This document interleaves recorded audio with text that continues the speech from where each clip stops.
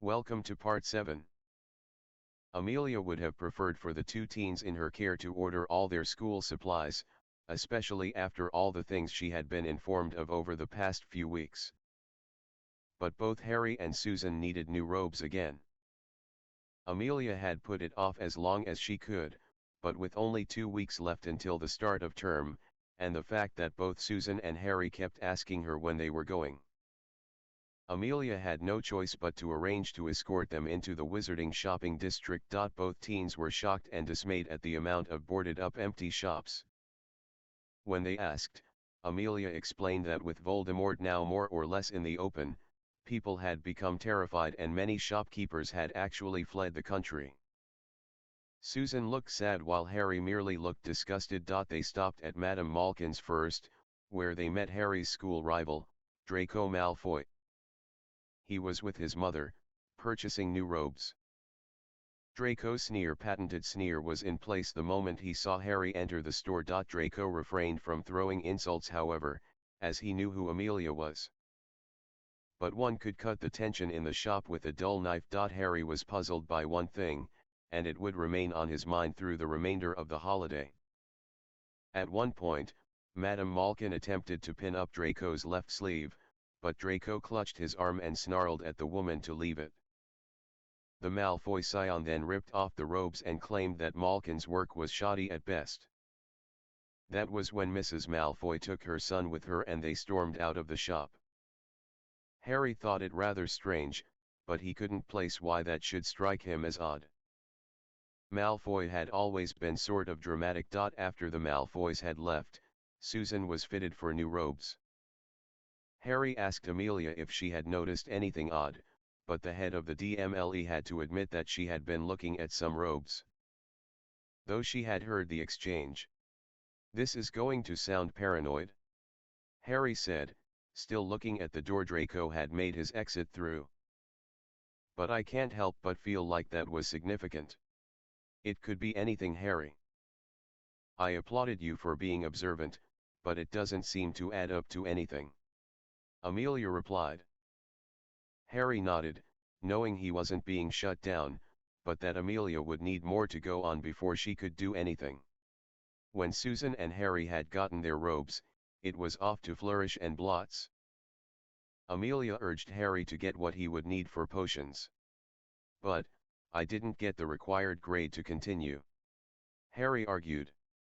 "The required grade under Snape. You have a new potions professor, and he very well might allow you in his class. I didn't allow Tonks to train you all summer for you to give up on becoming an Auror." Harry grinned and picked up a copy of Advanced Potion Making.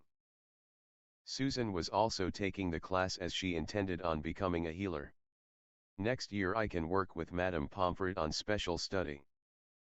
Susan had beamed when she and Harry had talked about the future during one of their long sunset talks. Harry, Susan, and Amelia went to the apothecary and a few other shops before ending their shopping trip at the busiest store in Diagon Alley. Weasley Wizarding Wheezes. Harry. Harry was shocked to find Ron behind the counter, helping customers. "What are you doing here?" Harry asked, greeting his best friend. "Earning pocket money," Ron replied. "I was getting bored at home, and Mum suggested to the twins that they give me a job. They didn't want to at first, but I think Dad talked them into it. They work me really hard, but it's been great getting out of the house and stuff. Even with as awful as they can be, I've been having loads of fun." "Did you hear that, George?" Fred said, appearing seemingly out of nowhere. Ron began to blush. Ickle Ronnykins having fun working for his troll-like brothers. George grinned, slapping Ron on the back. "I tell you. It was that giggling powder we tested on him." Fred shook his head. "No, it was definitely the constant visits from one Miss Lavender Brown," George said. Harry noticed Ron more red than he ever had before. "Oh, that's right. The very buxom blonde Gryffindor who's come to see Ron every day on her lunch hour." Fred looked thoughtful.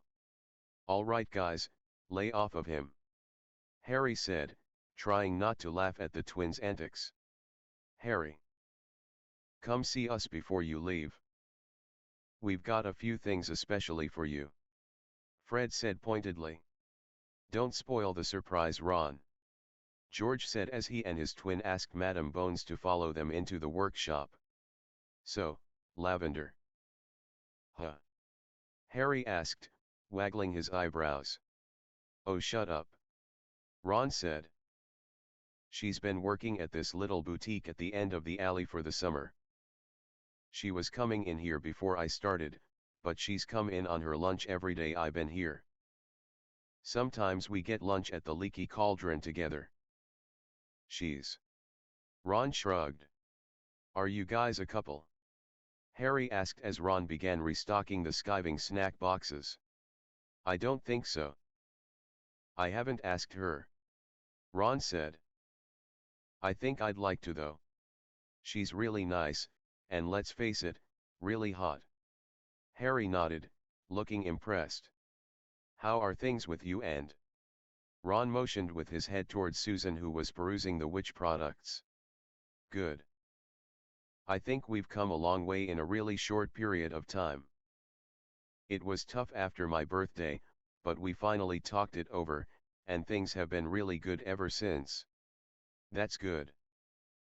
Ginny's been in a right state since that night. She hadn't intended to cause a problem. I don't think so, anyway. She and I have talked a lot about it, and I think she just wanted her chance with you. Ron shrugged. It doesn't matter now.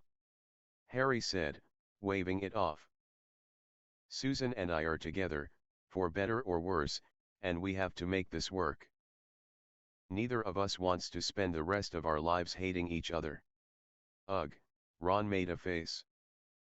I can't even imagine being stuck with someone you hate. That would be really awful. Ron agreed. Harry nodded, shivering slightly.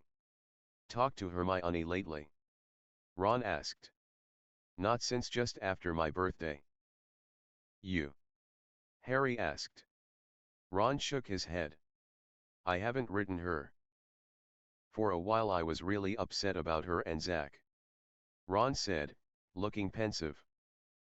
I guess I was jealous and angry and all of that, but then I just realized that it's her life, and no matter how I might feel, I have no say in what decisions she makes. You really liked her? Didn't you? Harry asked. Yeah. Ron said, surprising Harry that he could admit it so freely. The thing is though, the more I thought about it, the more I realized that me and Hermione as a couple would be the worst idea in the history of bad ideas. We barely work as friends. And that made me feel really bad, because she's a really great person, and she deserves better than that.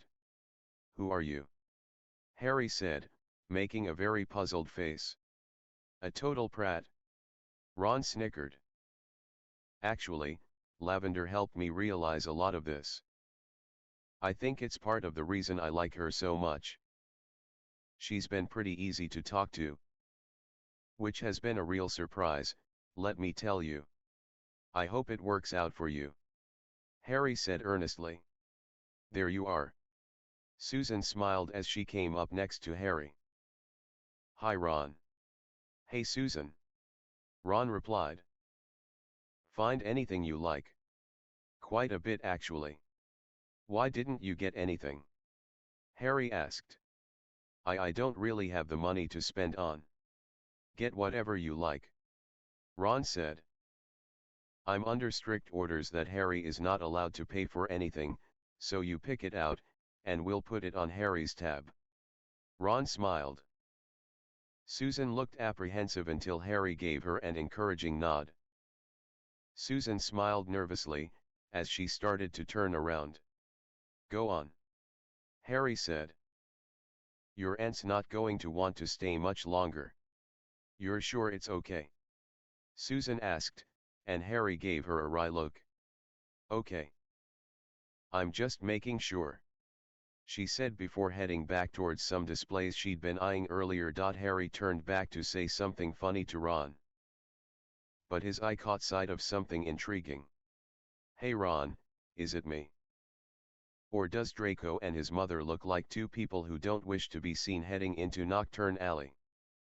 Ron looked and saw that Draco Malfoy and his mother both seemed very interested in if they were being watched or not as they headed down the questionable shopping area. "A bit, yeah, but so what? Lot of people go down there, and they all look like that. One see a lot of it here." Ron shrugged. Harry proceeded to tell Ron about the strangeness in Madame Malkin's. He could have cut himself or something. Maybe he doesn't want anyone to see the cut. He can't appear to be imperfect, can he? Ron suggested. Maybe. I just have this feeling that. I don't know. Just a feeling. Well, he's a complete git, so I have no doubt he's up to something, but it's probably nothing to worry over. I mean, how much could he really do? He's all talk. Everyone knows that. Now that his father's in prison, he's been pretty much knocked off his pedestal. I guess. Harry shrugged. "Harry," Amelia said as she walked up to the two boys. "Please go speak to Fred and George. We need to be getting back. I still need to get into the office this afternoon. I'll see you on the train." Ron smiled and he and Harry shook hands. "There you are." Fred smiled. George came around a long table loaded with parchment and several boxes marked for the ministry. "What's that?" Harry asked, pointing to the boxes. "Something for our dear head of the law enforcement agency." George grinned as he handed Harry a large bag of items. "And that is just a sample of some of our new defense items. You'll let us know how they perform." "What's in it?" Harry asked, peering into the bag. "Decoy detonators, Peruvian darkness powder, shield cloaks. And a few very special items that it would be good if you didn't mention to Madame Bones." Fred gave a wicked smile. "They're not exactly illegal, more questionable than anything." George nodded. "We've included instructions for everything, and we suggest you read everything thoroughly for maximum effect. Got it?" Harry smiled gratefully. "And Harry," Fred said, his smile slipping a bit. "Don't hold what Ginny did against her. She was just trying to." "I know," Harry said quickly. "It isn't me she needs to worry about." The twins nodded in understanding and they all said goodbye. Harry joined Amelia and Susan, and after saying goodbye to Ron and Lavender, who had shown up to see Ron, headed home once again. The idea was Susan's. Given everything that had happened over the summer holiday, Amelia couldn't argue against it. Nor did she really want to. Harry was all for it as well. And so, the invitations went out, and on the last day of the summer holiday, Harry's and Susan's friends arrived for the end of summer bash. Susan and Harry alternated greeting guests at the apparition/porte point, and directed them up to the cottage. Harry had the first 10 minutes and he met Hannah and Neville, who arrived together. Ron came next and he waited with Harry until Hermione showed up with Zach, and the four went up to the house while Susan took her turn. Wayne Hopkins, Ernie Macmillan, Justin Finch Fletchley and Sally Ann Perks arrived and greeted their housemate with hugs and thanks for their invitation. Lavender Brown and Parvati Patil came next, both surprised to see Susan, though they were very friendly. And then, to Susan's great surprise, a girl with long dirty blonde hair and protuberant silver blue eyes arrived. "Hello Susan Bones," the girl said in a soft, dreamlike voice. Hello. Luna, right? How are you?" "Oh, very well. Thank you. Have you just arrived too?" Luna Lovegood asked, staring at Susan and making the redhead feel as if Luna was staring through her. No, I'm throwing the party." "Or, well, me and Harry are at any rate." "You and Harry?" Luna's eyes got bigger, making Susan shiver slightly. "That's very interesting. I wasn't aware that you fancied him, or if he liked you. It was rather sudden. Susan said, not sure how she should handle this increasingly uncomfortable situation. Luna. Harry said, making Susan jump as she hadn't heard him come down the hill. Harry offered his hand to Luna to shake, but the thin blonde gave him a friendly hug. Hello, Harry. I was very pleased to accept your invitation. I'm very glad you made it. You can go on up to the house. There's plenty of food and Ron, Neville, and Hermione are here. Is Ginny here yet? Luna asked. There was a very long awkward pause as Susan and Harry looked at each other. Susan's eyes were cold, and Harry just shook his head. She couldn't make it? Harry lied. Oh, that's too bad. Luna said easily. The blonde headed towards the house, leaving Harry and Susan alone for a moment. That was rough, Harry said, and Susan folded her across her chest. Yeah. Susan agreed. She's a bit of an odd bird. That she is, but she fought with us, and I owe her a lot more than I think I could ever repay. She believed in me when it seemed the whole world felt I was a liar. Luna never wavered, and never questioned why we were going to the ministry. And she's a good friend. Susan nodded in understanding. She wanted to ask about the strange girl, but felt this wasn't the time to do so. Perhaps she could spend a bit of time with Luna during the party and get to know her a bit better. The couple greeted a few more people before heading up to the house together to mingle with their friends. Winky and Dobby had provided an amazing variety of foods and beverages for the teens, and with Susan's wireless, they had everything they needed to bid farewell to summer. As the invitations all said to bring swimsuits, the party was centered around the stream. Harry, with Tonk's help, had tied a long rope to a tall tree so the teens could swing over the river and drop into the water. They boys seemed to enjoy this more than the girls, though Hannah, Luna, and even Lavender took turns on it. There was loads of splashing and laughter. And the most interesting topic seemed to be how Harry and Susan had become a couple. Susan and Harry had decided it was for the best to not mention anything about the marriage contract at all. They decided to tell people that they had started talking just before school had let out the previous year, and things just happened. Those who knew the truth helped to lend legitimacy to the story, knowing without being told why they were making things up. When the large group tired of the water, they headed en masse towards the deck where mountains of food was waiting for them. The teens filled their plates and took seats on the large wooden deck so they could eat and talk. Who do you think is going to be the new defense teacher this year? Zach asked right before Hermione fed him a slice of melon. Snape. Harry said quickly. Are you taking the mickey? Ron asked. Harry noted that he and Lavender appeared quite cozy sitting next to each other.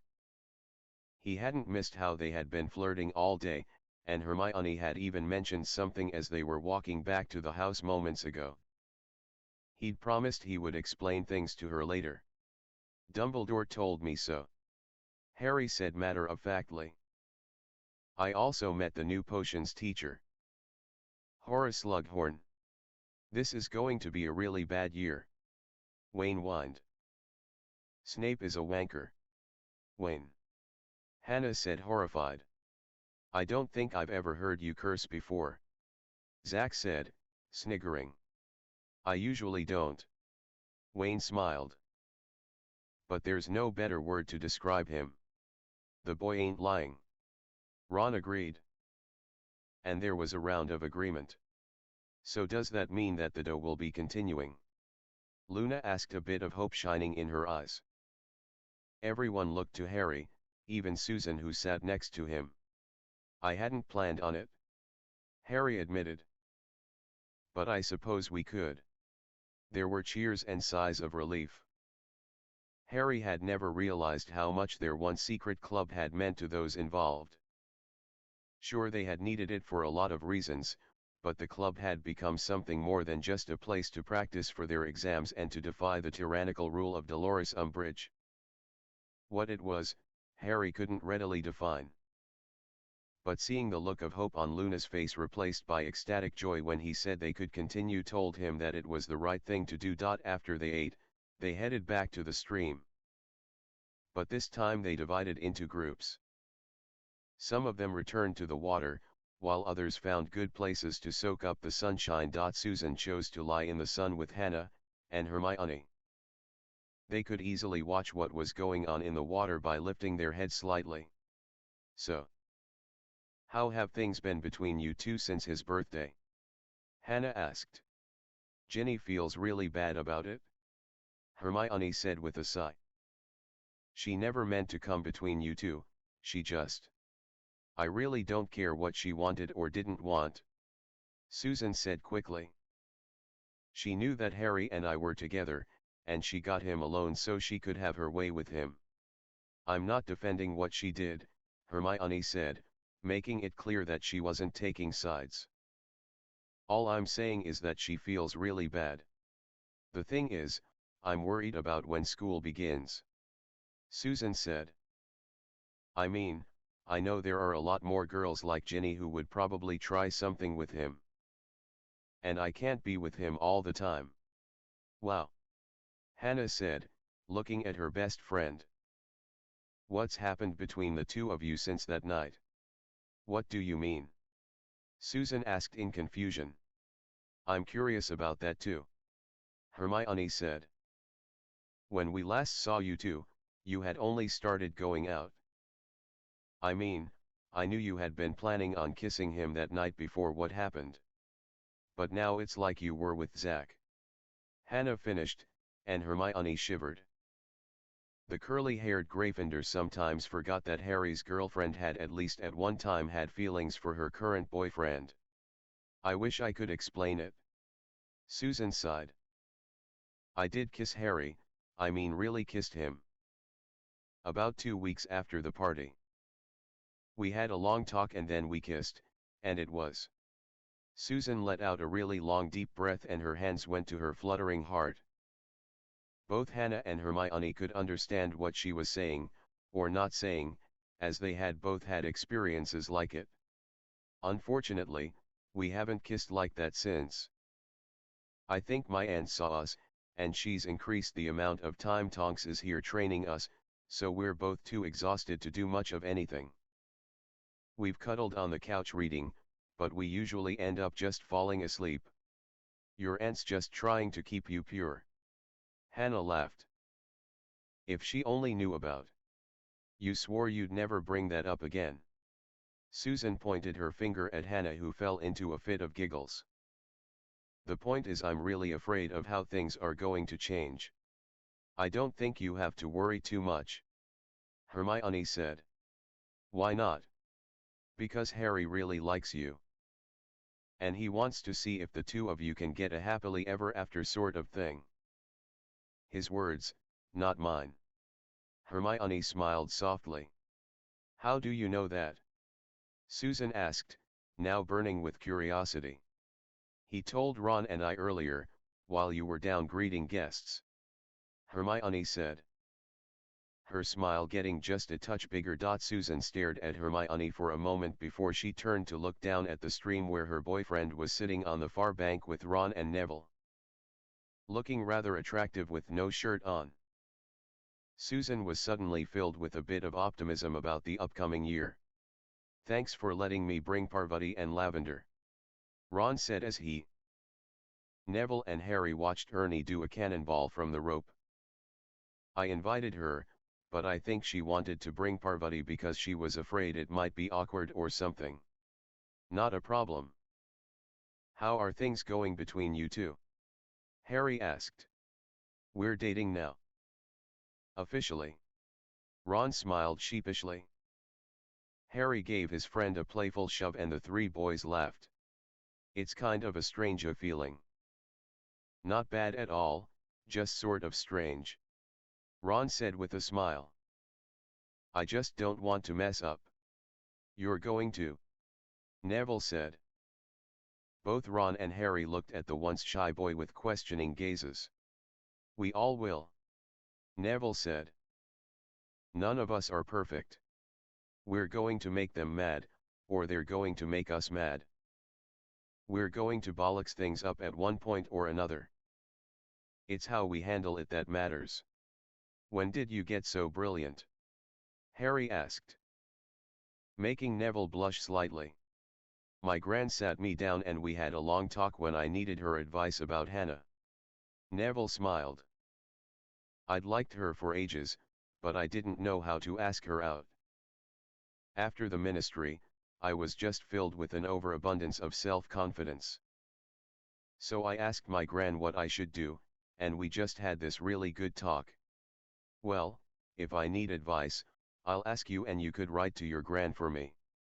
Ron snickered. There's no way I'm asking my mother for advice. I take it things are good between you and Hannah, then? Harry asked. Don't think we didn't notice how often the two of you become attached at the lips. Jealous. Neville tried to smirk. Yeah. Ron nodded. A bit, yeah. Harry agreed. The three boys broke into a chuckles again. So Snape is really going to be teaching defense? Ron asked, changing subjects. Harry nodded. He's going to use you as a practice dummy. Ron said. Dumbledore said that he should behave himself. Harry shrugged. I don't really buy it, but Dumbledore also told me that I should come talk to him if I have any issues. You'll be seeing him a lot then. Neville said. And Ron agreed. I have no doubt of that. Harry agreed. But I just hope that Dumbledore doesn't try and wave it off. Somehow, I get the feeling that he won't. It's like he's trying to correct a lot of mistakes or something. I get the feeling that he's been given some sort of glimpse of the future or something and wants to try and fix it or something. You know. No. Ron shook his head. Who knows? Neville said. Lavender swam over to the boys and Ron offered his hand to her. With a very wicked grin, Lavender planted her feet and took hold of her new boyfriend's hand, pulling him into the cool water. Guess that ends the conversation. Neville smirked. Sorry boys. But I'm going to steal my boyfriend from you. Lavender grinned as Ron came up, spluttering and wiping his soaked hair from his face. He turned his cool blue eyes on his girlfriend, and with a evil grin took hold of her and began to chase after her as she squealed in mock fright. Harry and Neville could do nothing more than laugh. Slowly, in groups of 2 and 3, the teens began to head back up to the deck behind the cottage where they loaded up plates with food once again. They all sat together and discussed the coming year and shared gossip they had all heard over the summer. When they finished eating, the sun was beginning to descend in the sky. And the group sat around together, continuing to talk about things teenagers are interested in. Susan pushed Harry back in his seat, and sat in his lap, wrapping his arms around her middle where she rested her hands on top of his. She was still only wearing her swimsuit, so his hands were resting on the bare flesh of her stomach and it was sending thousands of jolts of pleasure up through his fingertips. He could not stop from grinning. He also couldn't help but notice how fantastic she smelled. Like vanilla and something fruity. Not strawberry, he was sure of that, but something else just as sweet. Susan relaxed in Harry's embrace and softly drew small circles on the back of his hand. She smiled when she heard the first contented sigh come from her new boyfriend, and she noticed Hannah wink at her from where she sat in Neville's arms. Okay. I've got to admit I'm a bit jealous. Sally Ann said, looking at the couples. Look at how comfortable and happy you lot are. What are you talking about? Wayne asked. Look at Hannah and Neville all cozy together. Sally Ann pointed to the couple. Lavender's getting a shoulder rub from Ron. Hermione and Zach look adorable, and do not even get me started on just how cute those two are. Sally Ann was motioning to Harry and Susan.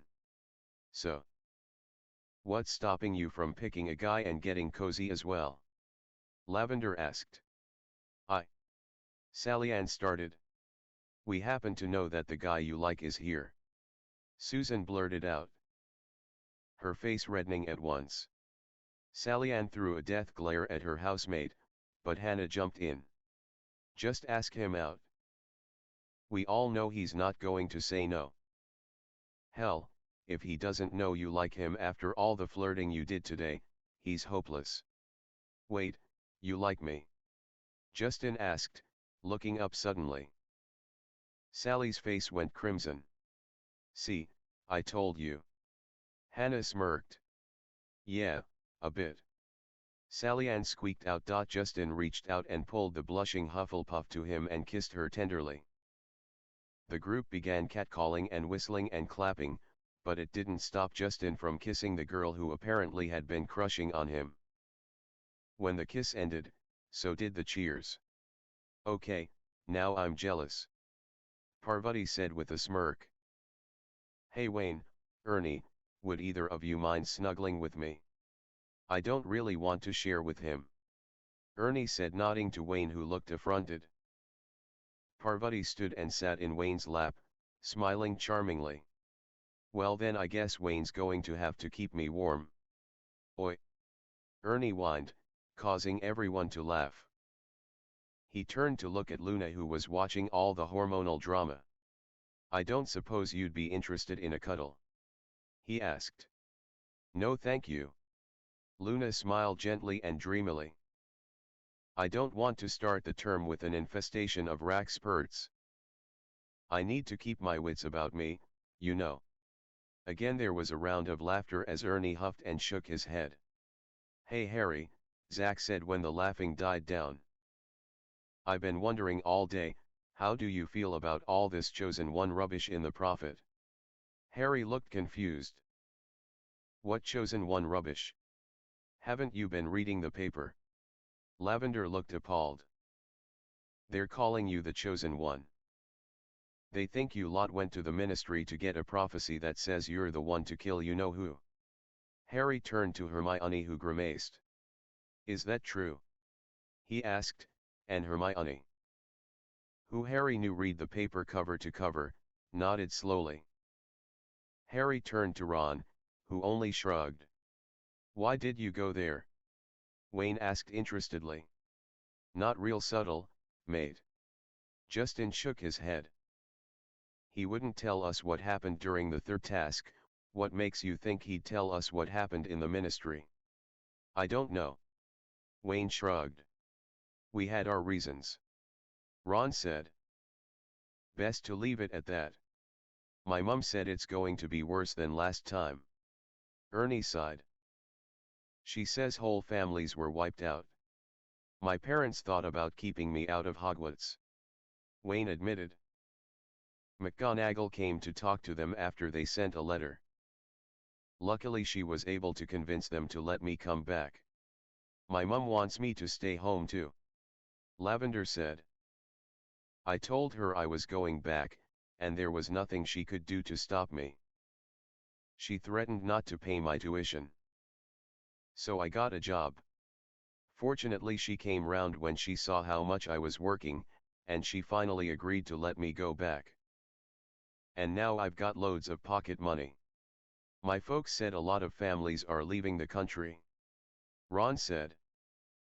Diagon Alley's almost a ghost town. My father says that the ministry's not prepared for a full-on war with you-know-who. Luna smiled. He thinks that you-know-who will use Nargles to turn a lot of ministry people to his side. No one spoke for a long moment. Just staring at Luna, who began humming to herself softly. It's going to be our war soon. Zach said, finally breaking the awkward silence. We'll be out of school in just 2 short years, and then. It's our war now. Susan said.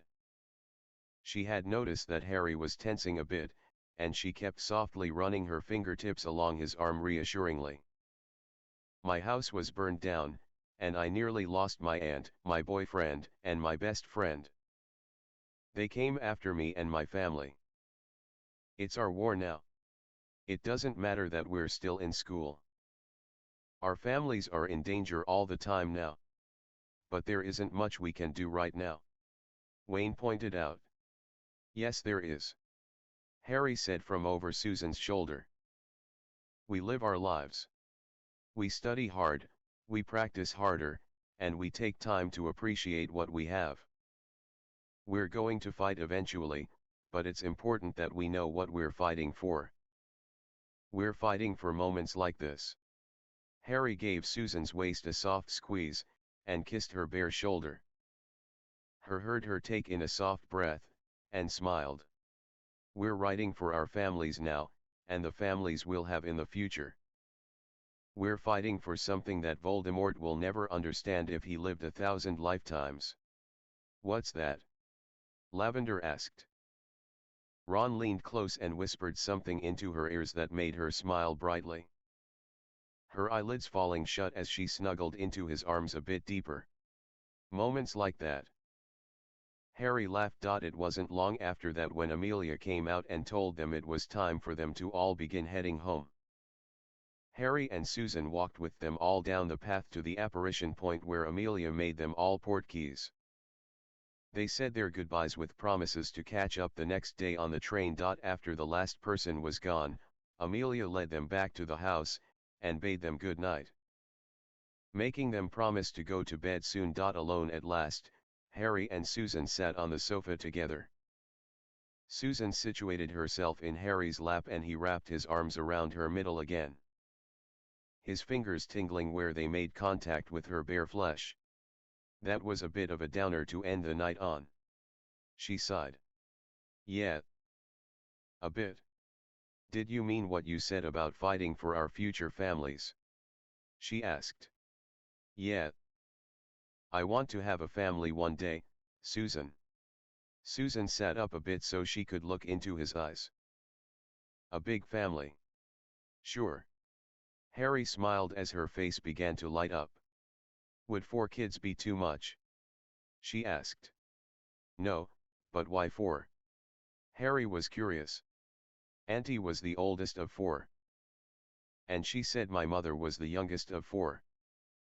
I just like the idea of 4. I don't see a problem with that. Harry nodded. If that's what you want, then that's what we'll have. Again Hermione's words echoed in Susan's mind, and she leaned in close and kissed Harry. She deepened her kiss and ran her hands over his bare chest. Harry ran his own hands up her back, leaving warm trials across her skin. Susan finally broke the kiss, smiling at Harry. I think we should go to bed before we let things get out of hand. As much as I want a family too, I don't think I'm ready to start one just yet. I also don't fancy Auntie walking in on us out here. Harry nodded with a smile, though Susan could see a hint of disappointment on his face. She also noticed that she clearly had a pronounced affect on Harry as he stood up.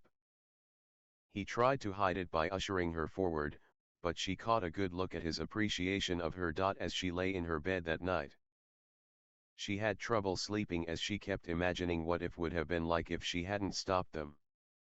If perhaps Harry's fingers had undone the knot of her top while he'd been caressing her back. Or what she might have felt if she's let her hands wander a bit more on Harry's body. Her entire body was tingling as she thought about what it could feel like for Harry's lips to cover her from head to toe, lingering on some of the more sensitive places on her body. She imagined Harry lying in bed with her right then, his hands sliding up her body to cup her breasts as he kissed her neck and collarbone. Susan rolled over and punched her pillows. She pushed all of her naughty thoughts out of her mind, as she needed to get some sleep. Besides, why should she just imagine those things? Unlike when she was obsessed with Zack, and dreamt of being taken by him, her fantasies of Harry had the possibility of becoming reality, and that put a very large smile on her face. It was so strange for Harry to not only be on time for the train, but to be early. Amelia had awoken both he and Susan in plenty of time to dress, eat, and gather their things in preparation for heading to King's Cross Station. Not only that, but she had checked to make sure they were packed and ready to go the night before. Harry wondered if Ron had even started packing or if he would do it all in the morning as he usually did. Amelia brought them into London only a few blocks away from the train station, and led the teens to the station. When Harry passed through the barrier that hid platform 9 3/4, he was shocked to see the platform relatively empty. But it wasn't long before it started to fill with returning students, and the odd first years. Harry and Susan found a compartment and stowed their trunks, and returned to await some of their friends. Hannah was the first to arrive, looking very excited for the start of term. She and Susan began talking as they scanned the growing crowd of faces for any more of their friends. A few more of their Hufflepuff classmates showed up, some boarding the train, others stowing their luggage and returning to the platform to join Hannah and Susan. Harry was beginning to feel forgotten until Neville arrived. After he greeted Hannah with a soft kiss, he clasped Harry's hand, and the two boys lugged Neville's trunk onto the train. "I imagine that Hannah's going to want you to sit with us." Harry smirked as he guided Neville to the cabin he and Susan had taken, and helped get Neville's trunk onto the train. "When she finishes with her prefect meeting, yeah. I don't know why, but I keep having this feeling that this year's going to be really good." Neville smiled as they finished stowing the trunk. "Could it be that you're starting the year dating a very attractive witch?" Harry smirked, and Neville shrugged, though he was grinning like a fool. "Maybe. But I just feel like, I don't know. Like I'm going to do really well this year. I did a lot of advance reading over the last few weeks, and I feel like I understand it all a bit better than I normally do. Also, my Uncle Algie started teaching me occlumency, and I think it's helped my memory. I don't forget stuff all the time." "At least you didn't have Snape teaching you," Harry quipped. "Oh gods, can you imagine? I think he'd just hammer my mind without telling me what I should be doing. Just torturing me for the fun of it." Neville shuddered. He didn't see Harry's lip curl with irritation. "You want to go see if anyone else has made it yet?" Neville asked. Harry nodded and the two boys went back out on the platform, where the girls were standing. "I've got to get going," Amelia said to Harry as he re-emerged from the train. "I want you to study hard, but don't forget to make time for each other." "I won't," Harry promised, thinking it was unlikely he'd forget to spend more time with Susan. After the previous day, he could barely think of anything else. "I want to thank you, Harry. Not just for what you did the night we were attacked, but for taking Susan and I in, and everything else. I know that this summer has been stressful to say the least, but you've kept your cool, and adjusted to it all. If I want to survive, and not going round the twist, I have to." Harry smirked. "We all do." Amelia smiled. Then she surprised Harry and gave him a warm embrace. "I am glad it was you." "Me too," Susan said, coming up beside the two of them, and hugging her aunt goodbye. Harry heard Amelia whisper something to Susan, but couldn't make it out. The head of the magical law enforcement gave her niece a final long squeeze and then said goodbye to the both of them. Susan then turned to Harry with a warm smile, and took his hand. "Shall we get on the train?" "Have you seen Ron or Hermione?" he asked, looking around for any sign of his friends. "No, but I know they'll be here. Besides, both of them are prefects, so you won't even see them until after the prefect meeting, right?" Susan asked. Harry nodded a bit sadly, and Susan kissed him softly, causing his frown to vanish. "Come on, I'll keep you company until they show up." Susan smirked, and Harry nodded. When the train began its journey, it was only Harry, Susan, and Neville in the cabin, as Hannah had to attend the prefect's meeting. Within minutes though, Wayne Hopkins, Sally Ann Perks, and Justin Finch Fletchley stopped by their compartment. They kept up a steady stream of light conversation going for nearly an hour until Harry saw his best friends walking by the cabin. Harry got to his feet to follow them, but Susan made him wait so she could join him. The couple caught up with Harry's friend in the next car, and the four went in search of another compartment that they could sit down together. They found one at the end of the train with only one occupant, whom they all knew. "Hello everyone." Luna Lovegood smiled her sweetest dreamy smile, and they all said hello in return. Luna had the latest issue of the Quibbler in her hands. Her long dirty blonde hair had been braided, and hung over her shoulder. "Harry, you're never going to believe this. Malfoy resigned as prefect. They gave it to Nod." Ron said excitedly. "That's a bit odd, isn't it?" Susan asked. "He loves power, why would he give up being a prefect and being able to make the younger kids' lives hell?" "It is odd." Harry nodded. "And I think it might have to do with his strange behavior at Madame Malkin's." "What strange behavior?" Hermione asked, clearly puzzled. Harry explained what had happened while they had gone to get new robes for school, and the way Draco had screamed at the proprietor when she had tried to adjust his left sleeve. "That doesn't really mean anything," Hermione said skeptically. "I know, but Ron and I also saw he and his mother heading into Nocturne Alley that day," Harry added. "I told you I see a lot of people going down there," Ron pointed out. "Okay, listen. I know that you both think I'm being paranoid or whatever, but can you both just think for a second? How often have I been wrong when I felt like something bad was going on?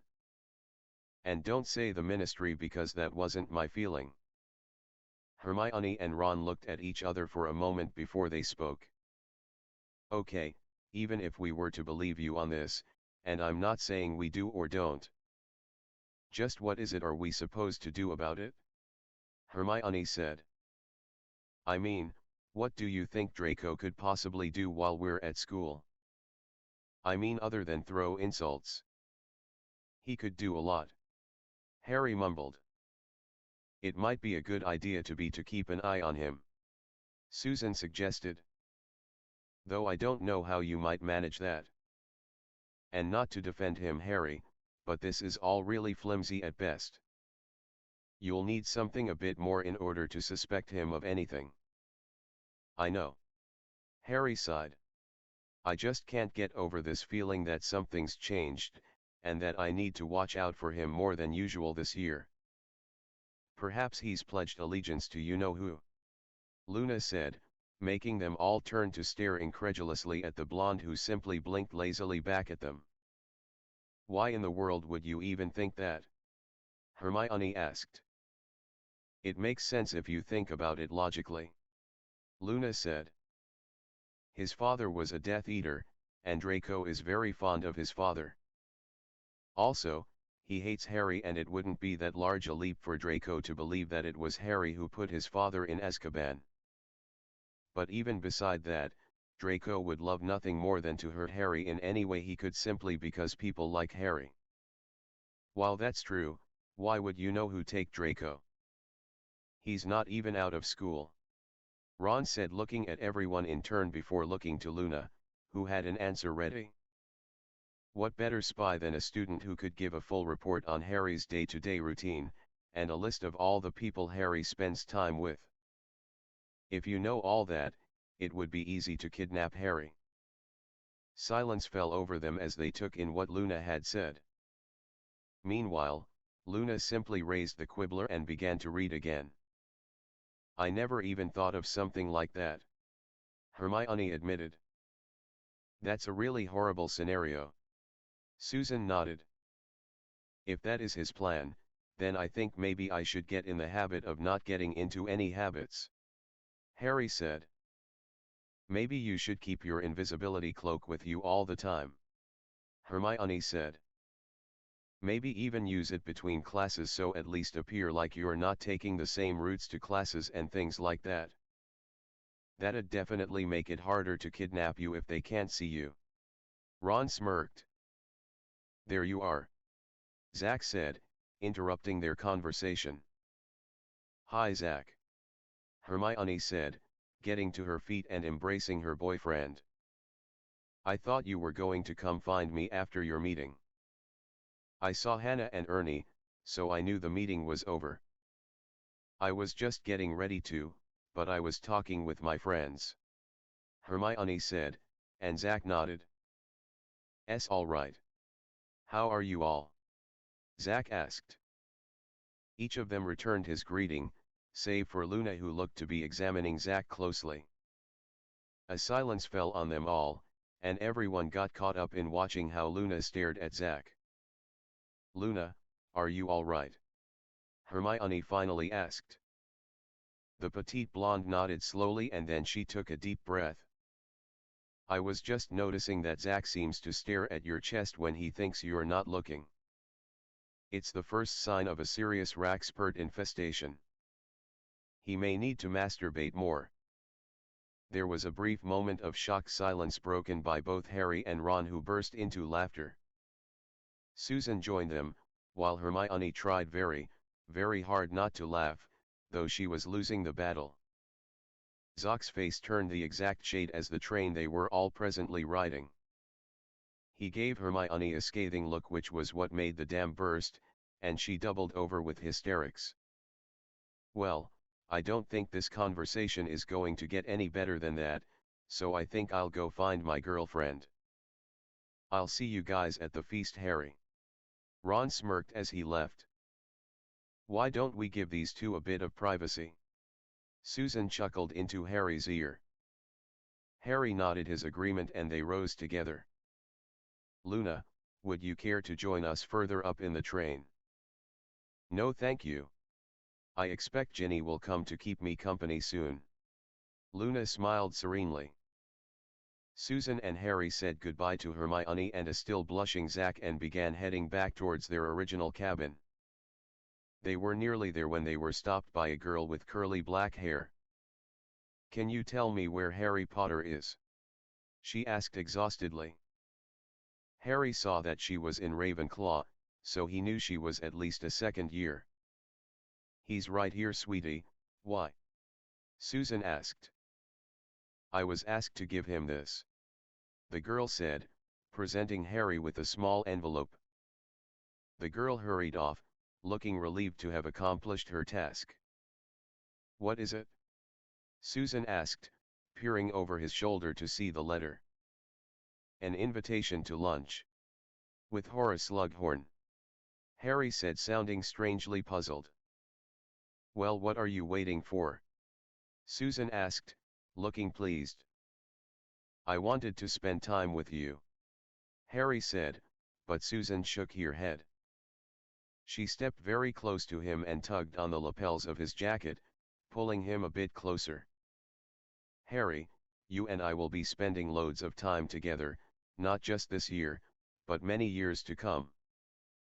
Having a lunch with a professor who may be able to help you in the future won't make or break our relationship. So you know about Slughorn's reputation? Harry asked curiously. Auntie told me a little about him. She had him when she was in school. Susan smiled. She gave him a soft peck on his lips and then turned him around and gave him a soft push towards the front of the train. She followed until she got to the cabin where they had started the trip together, where Hannah and a few others were now talking boisterously. Where's Harry going? Hannah asked as Susan took a seat next to her. The new professor wanted to see him. He got asked to lunch. No kidding. Neville got one too. Really? Susan looked surprised. Now I'm curious. Auntie told me that Slughorn usually had favorites, most of whom have gone on to great jobs, thanks to him. I understand why he might want to have Harry to lunch. But Neville. Hey. Hannah said crossly. Don't underestimate my Neville. He'll surprise you. You're right, I'm sorry. Susan said quickly. But even you have to admit, Neville's reputation isn't all that great. I'm not saying he's bad, but you have to agree his performance in classes has been up to this point less than average. Okay. Hannah said, irritably. Yes, Neville's work has been less than stellar. But, that does not necessarily mean he's abysmal. No. Susan agreed. No, it doesn't. But this new teacher hasn't met Neville, so how could he already have an interest in him? Neville was mentioned in the paper after the ministry. The new teacher could have read about him. Hannah smiled, thinking she had just won the disagreement. Susan decided it wasn't worth arguing over. She changed the subject and Hannah began to tell her all about what had happened during the prefect meeting. Susan's mind was quite preoccupied as to just what this new professor's interest in Harry and Neville was, and who else might be in the invitation-only lunch. Susan wondered just exactly when she started being so concerned with Harry's well-being. Harry found Professor Slughorn already holding court with a handful of students in one of the front cars. Slughorn stood and greeted him with a firm handshake, and offered Harry a seat next to him. Harry sat down, and found a plate with a small pheasant, and some warm roasted potatoes which smelled quite nice. I'm sure you know most of my other guests, Harry. Professor Slughorn smiled. Neville Longbottom says he's in your house. That charming young lady next to him is Daphne Greengrass. Cormac McLaggen, Marcus Belby, Blaise Zabinai, and Ginny Weasley. Harry looked at Ginny, who wouldn't meet his eyes. She looked embarrassed, and a bit sad. Harry knew there wasn't anything he could do to fix things. Even if he wasn't with Susan, he didn't think he and Ginny would have been together. Still, he felt sorry for her. Slughorn began telling little stories about important people he'd helped get their starts, and then he explained how he knew a few of the students around the table. Harry found it tedious and a bit like Slughorn was boasting, though in spite of it, he found the new potions professor to be charming and likable. Well now Harry, the chosen one they're calling you. Very interesting and exciting stuff, I dare say. Not really, Sir Blaise interrupted. Having spent the last 5 years in classes with Potter, I have yet to see anything to make anyone believe he's anything special. Really? Slughorn looked puzzled. Harry wondered if perhaps Slughorn had expected all those present to be in awe of one another's talent. You'll have to forgive Zabinai, Daphne Greengrass said with barely a smirk. When one has an ego as vast as his, no one will ever compare to his own reflection in the mirror. Ho, ho, ho. Slughorn laughed a great belly laugh, shaking his finger at Greengrass. Very witty, my dear, very witty indeed. Just like your mother. You need to watch yourself, Blaise. Still, you cannot deny the talent of Mr. Potter. I doubt anyone at this table could have made it all the way through the Triwizard Tournament half as well. No, don't even try to convince me. Sir, it wasn't really all that spectacular. Harry tried. And to take on a dozen Death Eaters in the Ministry last year, now that's nothing to sneeze at. I wasn't alone. Harry said a bit louder. Oh, I am perfectly aware of that. Both Miss Weasley and Mr. Longbottom were with you as I recall. What a battle that must have been. I still sometimes have nightmares. Neville whispered, but Slughorn hadn't heard him. Harry saw that Daphne Greengrass had, as she looked up interestedly at Neville. I confess myself very curious how 6 underage wizards got from Hogwarts to the Ministry. I never read anything about it, and I believe UL would have been too young to apparate, not to mention it's impossible from within Hogwarts. Thestrals. Ginny said, looking up for the first time during their meal. We rode Thestrals. Thestrals you say? Slughorn looked very intrigued now. Why, however were you able to see them? Surely not all of you have witnessed someone die. Harry, Neville, and Luna could see them. The rest of us just held on. Ginny explained. It's intensely frightening to be flying in the air, and not being able to see what's carrying you. I nearly fainted a half a dozen times. I've wondered all summer why you even went to the ministry in the first place. How did you even know there were Death Eaters there? Cormac McLaggen asked. That is an interesting question. Slughorn said with a nod. It was only supposed to be me. Harry replied. The others weren't supposed to be there. Suffice to say I had reliable information that turned out to be fabricated in order to lure me there. What kind of information? Greengrass wondered. Why didn't you go to one of the teachers with this information? McLaggen asked. Why did you need to act on it? Do you have some sort of hero complex? He was starved for attention again. Zabani smirked. Harry Potter always needs to be on the front page. Watch your mouth, Zabani, or I'll close it permanently. Neville snapped, glaring hard at the dark-skinned boy, who actually flinched. Harry noticed Daphne Greengrass smile ever so softly at this. He wondered why Greengrass was enjoying this so much. Now, Slughorn said, trying to defuse the volatile situation. He glanced at his watch. Well, the journey has slipped away from us. We're nearly at Hogsmeade Station. I think you should all return to your compartments and change into your robes. It wouldn't do to show up at the school still dressed as you are. Now off you go, and thank you for joining me for lunch and interesting conversation. They each thanked Slughorn for the invitation and headed off. As Harry was following Neville back to where Susan was waiting for him, Ginny grabbed his arm and held him back a moment. I wanted to apologize to you for what I did. I never meant to cause any trouble for you and Susan. I think she's very lucky to have you, and you her. I know it will likely take a lot of time, but I would like to be a friend to both of you, if you'd let me.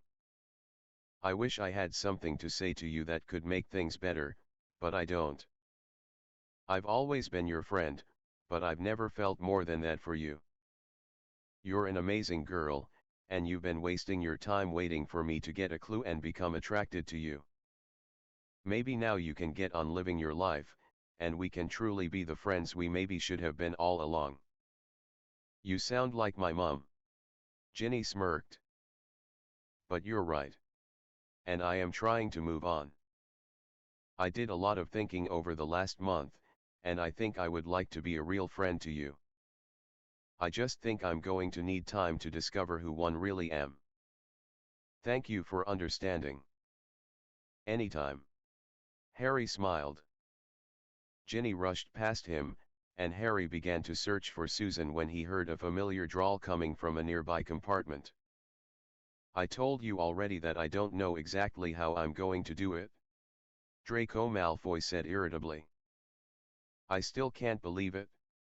Out of everyone it's you. Pansy Parkinson simpered.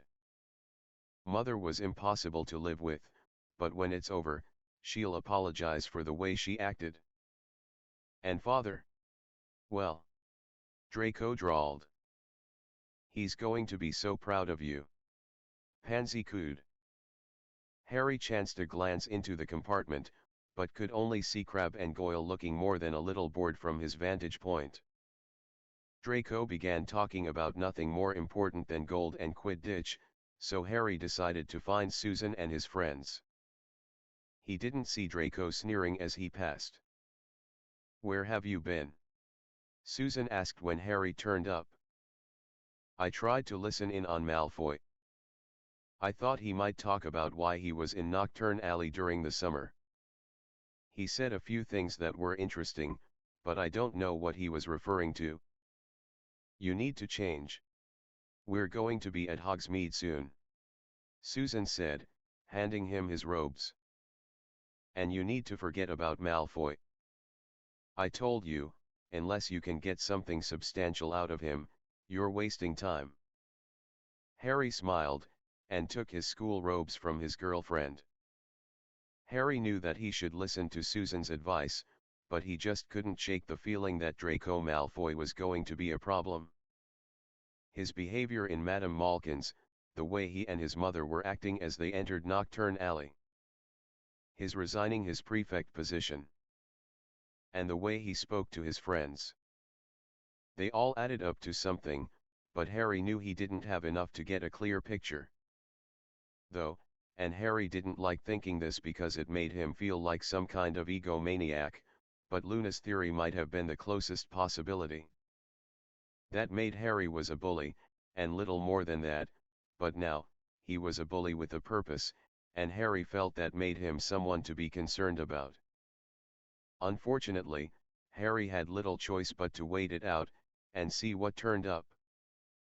Please like and subscribe.